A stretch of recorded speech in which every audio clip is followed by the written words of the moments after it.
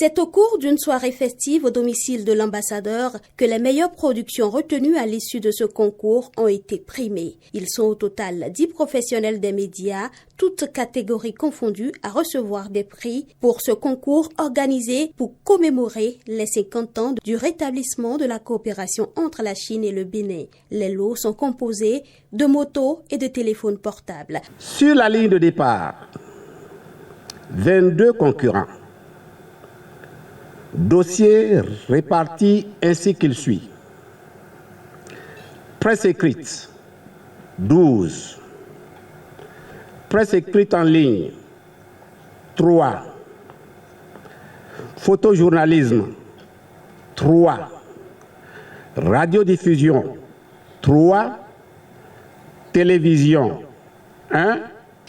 Et web télévision, 1. Il est à noter qu'un postulant a concouru dans 2 catégories. 3 grands icônes de la presse béninoise ont constitué le jury de cette compétition. Le président du jury, Georges Amelon, bien que satisfait de la qualité des productions, a déploré un certain nombre de choses.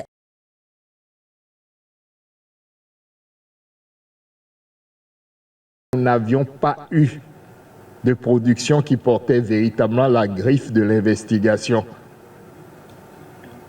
Nous ne pouvons donc qu'encourager nos confrères à véritablement se passionner pour ce genre-là, qui permet un approfondissement véritable des questions que le journaliste explore.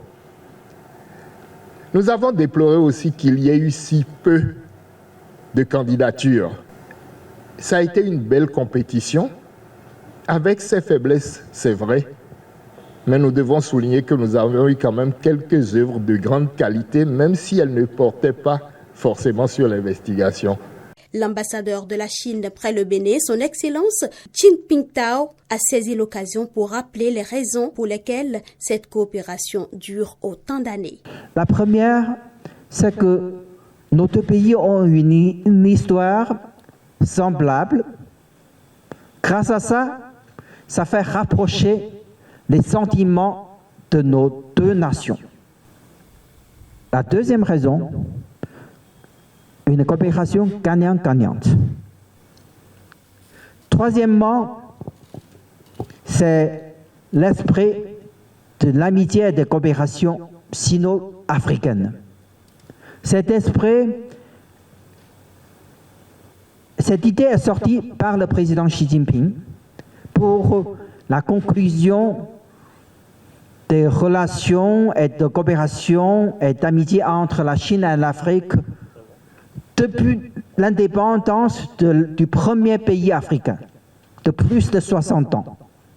À la suite de la distinction, une tombola organisée sur place a permis à une dizaine de professionnels des médias présents de gagner divers lots. Il s'agit entre autres de postes téléviseurs, d'ordinateurs portatifs et d'appareils électroménagers.